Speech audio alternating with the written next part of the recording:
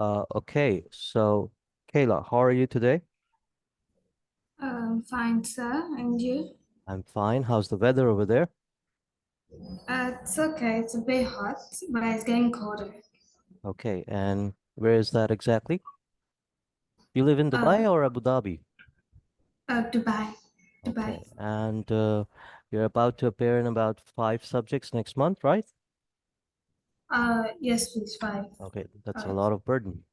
All right, so we started off with this paper last time, June 2023, variant 1-1, and we finished 2C, if I remember,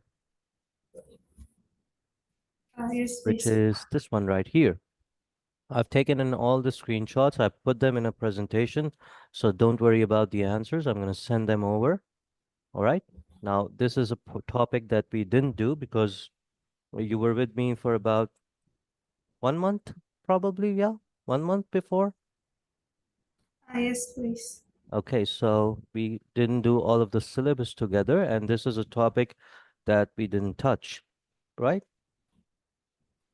Right, Okay, so we right. have two options right now. Option number one is we leave out all the topics that we haven't touched or you haven't studied with me or without me, and we move on to the topics and practice the topics that we have covered. You're still gonna get about a C, somewhere about a C. It could be a B, it could be a D, I'm not sure, depending on how lucky you are with the questions that come in the paper. And the second option is that we do all the questions. So if you haven't touched a topic, then I would teach the part of it that you require to complete the question, and then we do the answer, and then we move on. It's completely your choice. I would suggest that we only concentrate on the topics that we have done to make it easier for you and stress-free for you. But since it's not my decision, it's yours. So it's up to you. Whatever you want, I'm ready for it.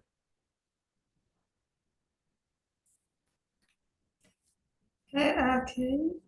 I think you should focus on all of the topics. Okay, great. So there's a bit of a story with private limited. Did I mention the story with public limited and sole trader with you? No. No. Is Okay. it a video? It's about 5 minutes probably. Okay. Okay, so you want to start a business, a shop, a factory probably, and you're just one person. And you might borrow some money from your friends or your family, and you can gather a big amount probably for your business. But of course, you're still just one person. You can either open a shop or a small factory, not more than that, most likely. So that's one option of opening a business by becoming a sole trader. Sole trader means you're the only owner of that business. You have no other partner, and all of the risks and all of the profits are all yours. No one else has anything, any say in that. But you started your shop, for example, or supermarket or small factory, and now you want to expand and you don't have enough money. The second option that you can look into is becoming a partnership. So you can invite your friends or some of your family members to become your partners. Partners bring in their own investment, and this way you can expand by opening another factory or extending it or opening another shop. Okay, all clear?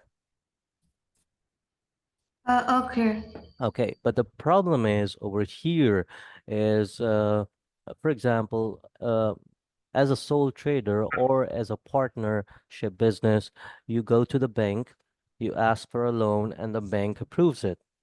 Okay, but the bank also tells you one small, special or important detail, which is that if you, as a sole trader, or if you're a partnership, all of your partners, if you guys are unable to pay the loan back, for whatever the reason, for example, your business didn't work out, you had no sales, you had to shut down everything, you had to sell the assets in very, very, in less than half the amount that they were bought.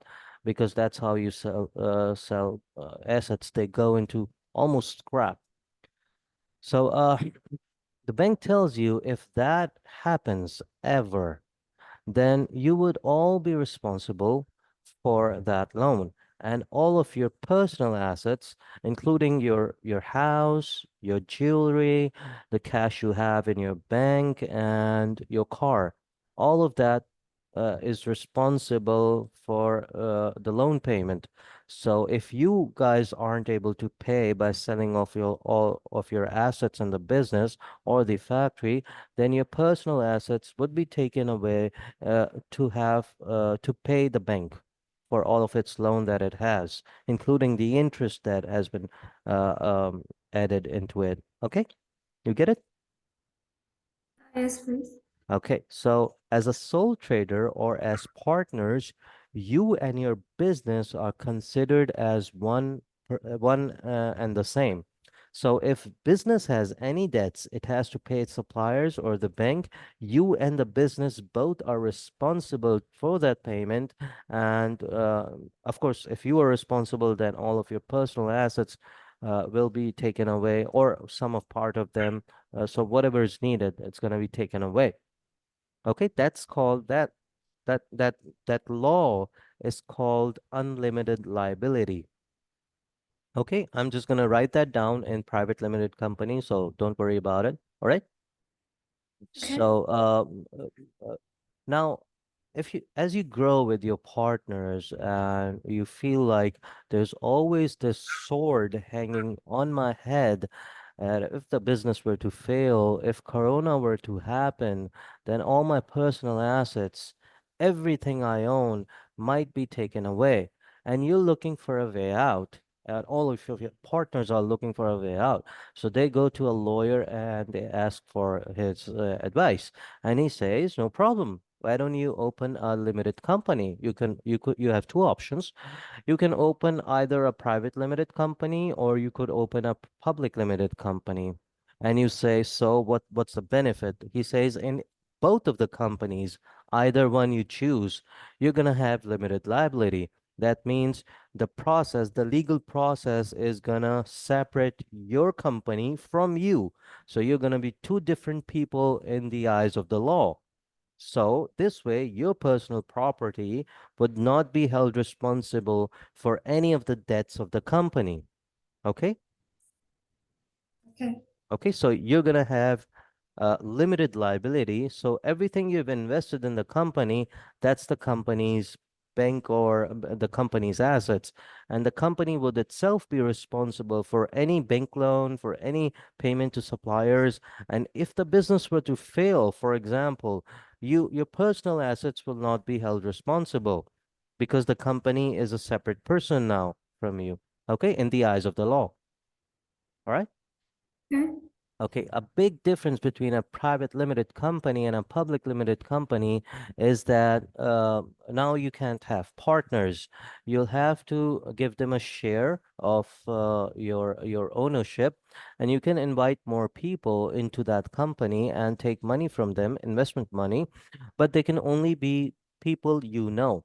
So it could be your friends, it could be your family, no one else. So you can't ask a person you don't know for investment for investment in your business. Okay, so all of your partners are now sharing your business, and they can invite their friends and family, no matter how many they have, in order to invest in the company. Okay. Okay. So now there are a lot of people coming in into your company to invest, your private limited company. So you need to give them some evidence about of how much they have invested. Of course, you're gonna write on a piece of paper, you're gonna write their name, you're gonna write how much they have invested, and you're gonna stamp on it your business name, and then you're gonna give that paper to him or her. All right? And All that's true right. for everyone. So that piece of paper is called a share because they're sharing their investment in your business. And all of the people who are investing and who have shares in your business are called shareholders. Now, they're not called owners, they're not called partners, they're called shareholders because they're sharing investment. Okay? And since there may Okay. be about 50 or 70 or 80 or 100 people coming into your company, then you need to keep some rules. For example, you need to tell most of the people to not come in, because if they come in and question everything, and probably most of them don't even have experience of running your business, then the only way you can run a business this way is to appoint a board of directors. They're just managers who are managing the business on behalf of all the owners, all the shareholders. So they would make their own decisions because they're being paid for that. And all of the shareholders, they're not allowed to speak in the matters of the business. Okay. They would be given a profit share when the profit comes in, but they can't come in and question everything all the time. Okay. Okay. Okay, so very good. So now you're a private limited company, and you are very far away from unlimited liability, and all of your shareholders, their personal assets are not at risk. That's a very good thing. But now you want to open another big factory, and you want to go global, and you want to open 1,000 factories, for example, just saying, or 500 factories all over the world, and you need millions or billions of dollars to do that. You want to put in artificial intelligence in your automated factories all over the world so that you can be more efficient and be more quality effective in that way. So you need lots and lots and lots of money. So, for example, you need $1 billion to have a factory in every country, state-of-the-art technology and everything, high quality, automated. So you need about 1 billion or $2 billion. So no bank can loan you that amount of money because they just can't. They don't have enough. And no friends and family, even together, if they combine all of their money together, they can't come to 1 billion or $2 billion. Okay, so you go back to your lawyer. You with me? Yes, please. Okay, so you go back to a lawyer and you say, I need $2 billion. Give me some advice. He says, no problem at all. Why don't you start a public limited company? You say, what's that?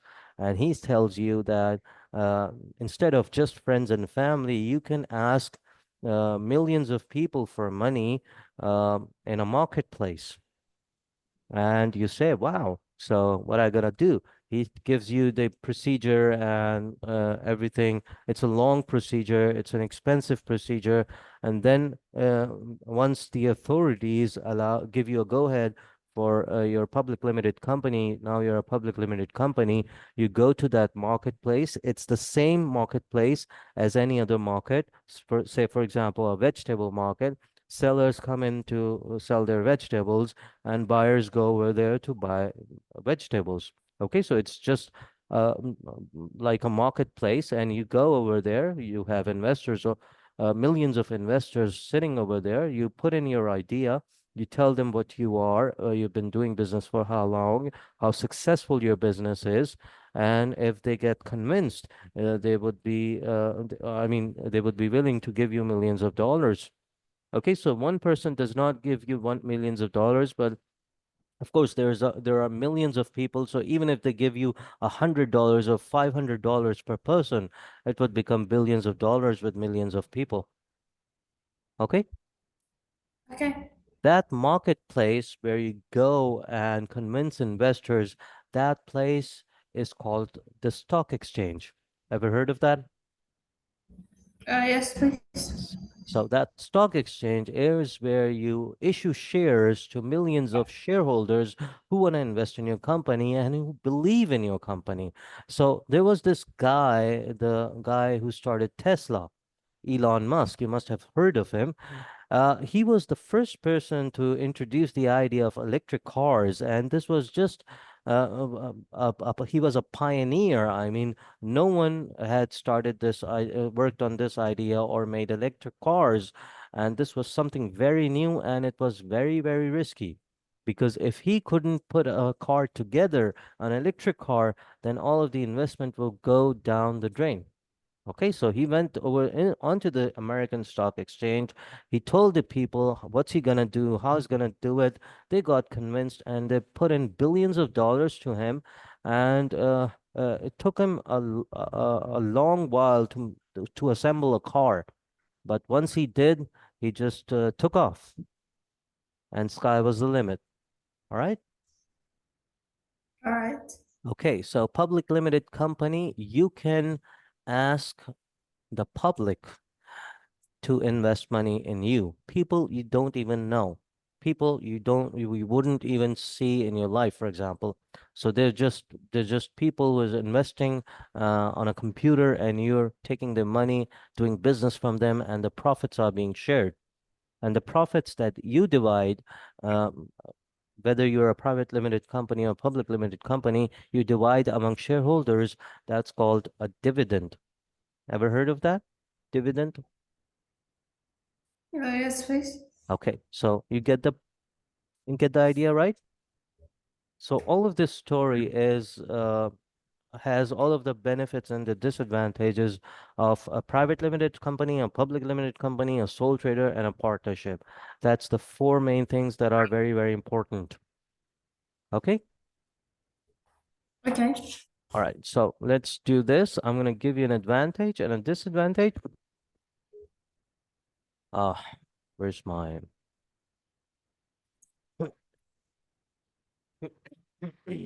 Sorry, I didn't share before. So this was a question that we did last time.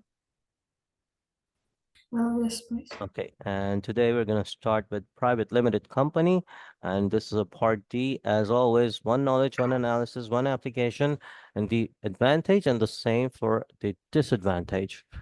Okay, so the advantage is, if you remember, you have limited liability. So all of the shareholders who are the owners, in other words, have limited liability, which means the personal assets are not at risk if the company is unable to pay its debts to the bank or the suppliers or anyone else. Okay. Okay.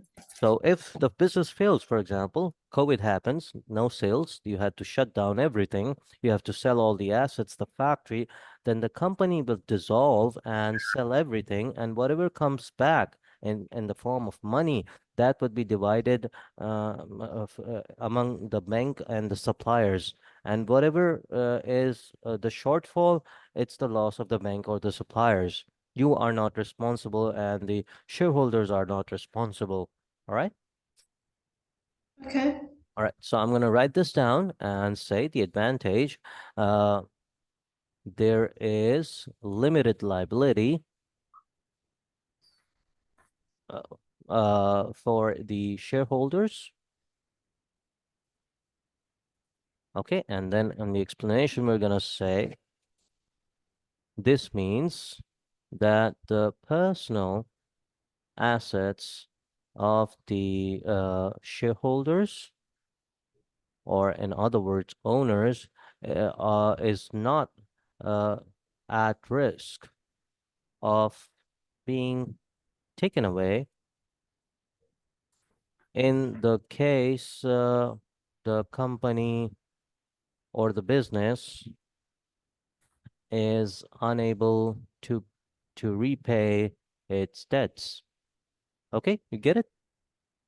Yes. Okay, and Yes. this is true. The opposite of this is true for sole traders and partnerships. Okay, so I'm going to write this down just for you. Same point for public limited company.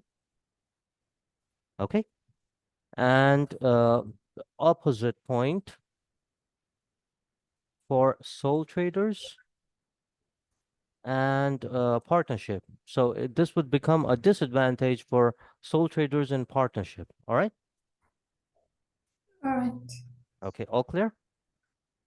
Okay.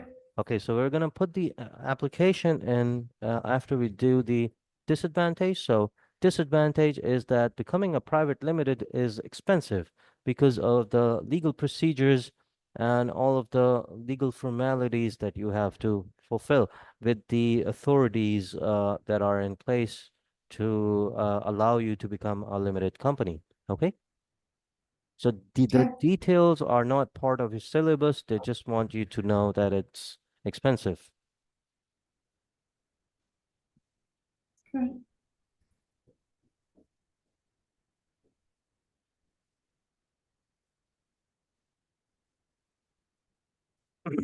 Uh,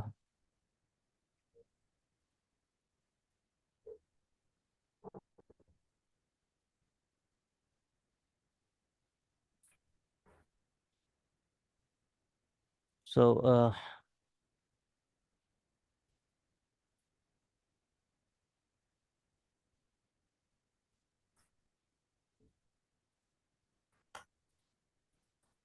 okay. Okay. All right. Very good. So now let's see some applications and see what we can put over here. All right. So you could also use any figures from the table. Okay. If you want, you can, as always. Okay, LMA is a family-owned restaurant. The business was started 20 years ago and has remained small. LMA is a partnership. The partners are considering whether LMA should become a private limited company. And yeah, that's it. So we can keep the word of restaurant for the second paragraph. Okay, or we could say Got this is it. a family-owned business or has remained small. So it may not be possible for this small business, family owned small business to afford to change. Okay? Okay, sir. All right. Okay, so for the first one, can you give me one?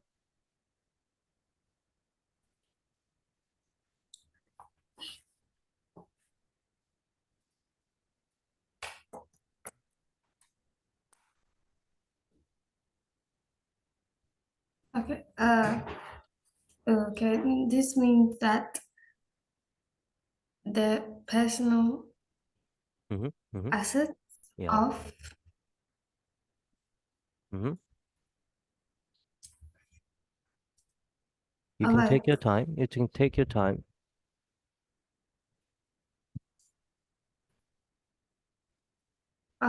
this small business. We've already used that in the second paragraph. What about restaurant? That's in the first line. It's not in a question. Okay, let me check. I don't think it's in the question. Uh, no, it's not in the question. Private limited company is in the question. Okay. Okay. Okay, so we're gonna use a restaurant for the first one. Okay, no, entire question. Take this over here. Limit liability for the shareholders of this restaurant.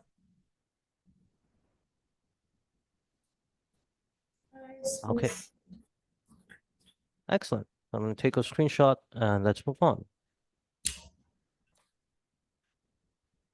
Okay, explain two reasons why a business might remain small. Which reason is likely to be most important? Okay, so I think you haven't done this as well. This is from section 1. I haven't done this. You haven't done this. Okay. So what's the reason of a business remaining small forever? I mean, why does it not grow? Why doesn't it get global? What could be the reason for that? So there are two Maybe, small. Yeah, you can think of one. You can give in uh, your input. maybe they aren't getting enough like investments and sales. Excellent. So you don't have enough investment to expand. Very good. And They don't have enough customers, like uh, profit. Like they don't excellent. have. Yeah. Excellent. That's another point. That's 2 points. I'm gonna put both of them over here, but I'm gonna give you two easy ones. Then I'm gonna put the ones you've mentioned. Okay. So the Okay. first one that you mentioned, that's very good. Uh, one reason could be lack of finance, which is in other words, money to grow or to open more shops, for example, or more factories. Whatever you want to write, you can assume a couple of things over here. Okay. Okay. Uh,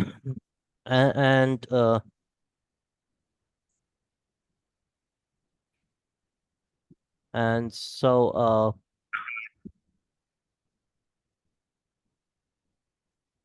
banks may also not be willing to lend out loans as the business as uh, small businesses are more risky uh risk riskier are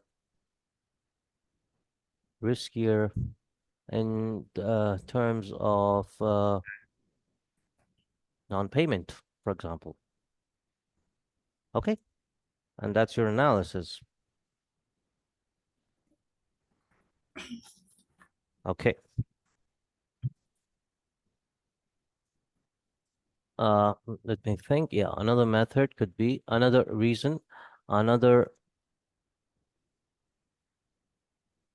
reason may be that the owner does not want to uh, uh owner's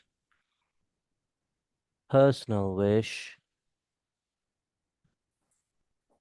is to remain small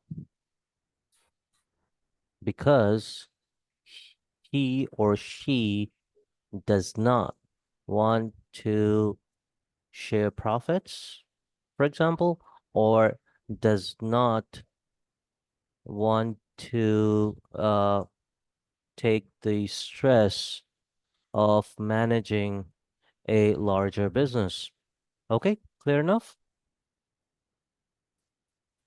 Yes, please. Okay, another reason, now the one you have mentioned, may be that the business does not have enough customers and a big enough, have a big enough market or enough customers to grow. So if your customers are very, very small, for example, you're selling PC computers or you're selling wristwatches, your customers are not gonna grow because that is a product that most people don't even need these days. And this way, uh, okay, let me think, does not have a big enough market to grow. So the business would not be able to recover uh, expansion. So even if the business grows, so even if the business expands, then it would not be able to recover the the costs of expansion from additional sales. Okay, clear enough? So this was your Yes. point, but we're not going to take this one. I'm just going to concentrate on the first two paragraphs. It's easier that way. Okay, you want to go with the evaluation now? Yes, please. All right, let me just take out the lines so that we have enough for evaluation. Okay, I think the most important reason, I think it's the first one.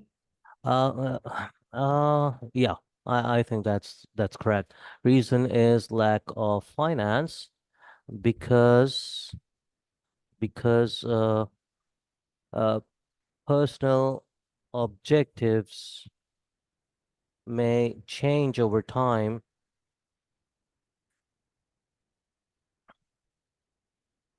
but if there is no one willing to lend or invest, then the business cannot grow even if the owner uh, wants to. Okay? Okay. Okay, great. So let me just take a screenshot and let's move on. Great. Okay.